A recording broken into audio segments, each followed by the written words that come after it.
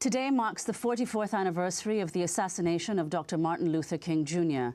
The civil rights leader and peace activist was gunned down April 4th, 1968 at the Lorraine Motel in Memphis, Tennessee. He was just 39 years old. On the night before he was assassinated, Dr. King spoke at the Mason Temple in Memphis. It really doesn't matter what happens now. I left Atlanta this morning, and as we got started on the plane, there were 6 of us.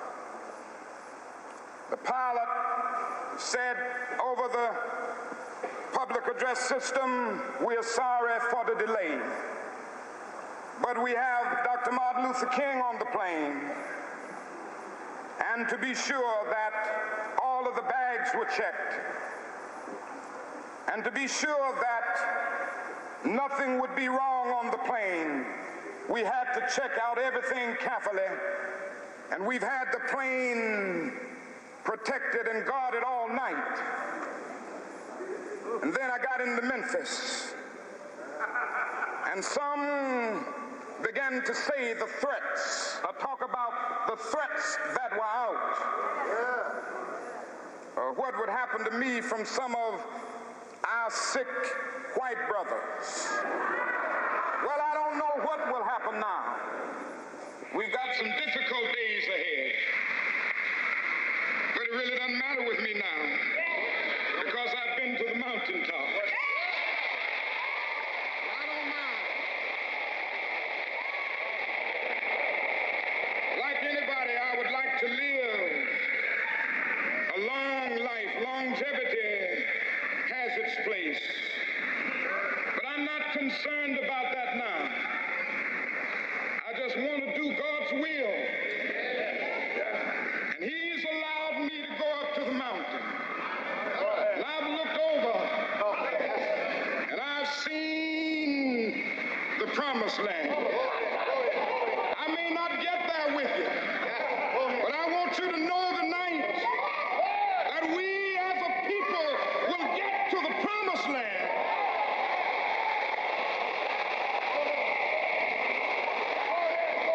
So I'm happy tonight. I'm not worried about anything. I'm not fearing any man. Mine eyes have seen the glory of the coming of the Lord.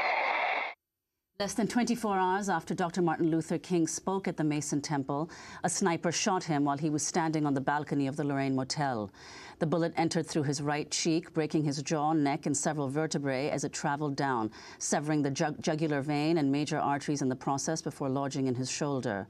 News spread across the world of King's shooting. During a campaign stop in Indianapolis, presidential candidate Robert F. Kennedy broke the news to a crowd of supporters. I have some very sad news for all of you, and I think sad news for all of our fellow citizens and people who love peace all over the world. And that is that Martin Luther King was shot and was killed tonight in Memphis, Tennessee. Robert F. Kennedy speaking the night of April 4th, 1968. Kennedy would be himself assassinated just 2 months later. Dr. King had traveled to Memphis to show his support for striking African-American sanitation workers. At the time, his every move was being tracked by the Federal Bureau of Investigation, the FBI. Fearing Dr. King was under the influence of communists, the FBI kept the civil rights leader under constant surveillance. In PBS American Experience's Roads to Memphis, journalist Gerald Posner discusses the FBI's surveillance of Dr. Martin Luther King. We now know from the documents released by the FBI, an FBI director, J. Edgar Hoover, who had a pathological hatred of Martin Luther King, so much so that he directed his own agents to break the law repeatedly in going after King and taping King and having illegal surveillance on King. The almost fanatical zeal with which the FBI pursued King is now well known, and many other secrets about the history and practices of the FBI are no longer secret. More than 70,000 pages of documents have recently been declassified, and they are the foundation of a new book by journalist Tim Weiner. called Enemies, A History of the FBI. The book exposes how FBI directors, presidents, and attorneys general have exercised their powers both inside and outside the law in the name of national security. It chronicles various detentions, break-ins, arrests, burglaries, wiretappings at the request of presidents. And Weiner explores how the FBI, since its formation over a century ago, has dealt with terrorists, spies, and anyone else deemed subversive. Tim Weiner joins us now. He's won the Pulitzer Prize and the National Book Award for his writing on American national security. His previous books include Legacy of Ashes, The History of the CIA, and Blank Check, The Pentagon's Black Budget. As a correspondent for the New York Times, Tim Weiner covered the Central Intelligence Agency and the Pentagon in Washington, D.C. He's reported from Afghanistan, Pakistan, the Sudan, and many other nations over the last 15 years, and now has written this new book. He's no longer with the New York Times. Enemies. Let's talk about Dr. Martin Luther King as J. Edgar Hoover's enemy. 10 years before Dr. King was assassinated, back in 1958, Hoover had a spy who happened to be the foreign secretary of the Communist Party of the United States, but was working for Hoover and the FBI, who went to Moscow and reported back that the Communist Party of the Soviet Union was intensely interested in backing the American Civil Rights Movement, and that Dr. King's closest white advisor, a man named Stanley Levison, ghostwriter, counselor, confidant, had been a member of the communist underground in the 1950s in this country. This drove Hoover mad with rage, and the history of his animus toward Dr. King is not rooted merely in racism, but in anti-communism. And talk about what he did. Talk about the level of surveillance that he subjected to Dr. King to. With the approval in writing of the Attorney General of the United States, Robert F. Kennedy, Hoover began bugging, wiretapping, and surveying Dr. King, putting bugs in his hotel rooms, his private home, the Southern Christian Leadership Council offices, and very quickly came up with sex tapes of Dr. King having intercourse with women who were not his wife. He spread this dirt around as furiously as he could in the weeks leading up to Dr. King's acceptance of the Nobel Peace Prize. No newspaper would touch it. It was too filthy.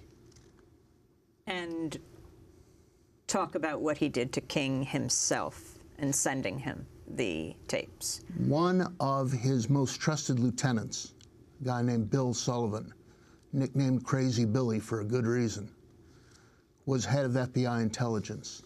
He put together a composite of these tapes and a poison pen letter to Dr. King suggesting essentially that he commit suicide rather than be exposed. Sent it to his home. His wife opened it. Dr. King knew that he was under this level of surveillance, and he chose to keep on doing what he was doing, crusading for civil rights in this country. And he got that. That was sent to his home just before he won the Nobel Peace Prize. That's right. Did the original FBI report, though, that investigated King find that, in fact, he wasn't a threat and Hoover ignored that? No, not exactly. To understand the mind of J. Edgar Hoover, you have to understand that this man is the father of anti-communism in America, the father of the national surveillance state. Every fingerprint that's on file, every camera that looks over your shoulder as you're walking down the street in New York or London, every time you go through an airport and they get your biometric data from your eyeballs, that is the world that J. Edgar Hoover invented. He's been dead for 40 years now. We live in his shadow every day. Talk about the history of the FBI. You also have revelations about J. Edgar Hoover himself in your new book, Enemies. Well, Hoover ran the FBI for 48 solid years by himself, from 1924 to 1972. Nothing like it in American history. The FBI itself was founded by President Theodore Roosevelt in 1908, 103 years ago. He wanted to go after three targets: anarchists. An anarchist had murdered President McKinley, making Roosevelt president in 1901. Plutocrats, the malefactors of great wealth, as Roosevelt called them, and crooked congressmen. Well, 1 out of 3 ain't bad, I guess, because they went after the left, and they went after them hard, and they never stopped watching them. Hoover himself joined the Justice Department just as the United States was entering World War I in 1917. Within 3 years, in 1920, he was running the biggest counterterrorism raids in the history of the United States, arresting thousands upon thousands of people who were pacifists, anarchists, socialists, and other enemies of the state. A couple years after that, before he turned 30, he was running the FBI. He stands in the middle of the American century, like a great statue encased in grime. But he was not a monster. As the documents that I got for this book, Enemies, reveal, he was a Machiavelli. His power came from presidents, from Franklin D. Roosevelt onward, who gave him the power to bug, to wiretap, to break into people's homes, to act as essentially the American secret police. Can I just go back to a point that you made earlier, that wasn't sufficiently clarified, that the original FBI report on King, so what did it say, that he was in fact a threat? Oh, there were many, going back to 1958. They said he associated with communists. One was Stanley Levison. And therefore he was a threat. And therefore he was a potential pawn of the Communist Party. 1958, they were going after King. And they never stopped watching him until the day he died.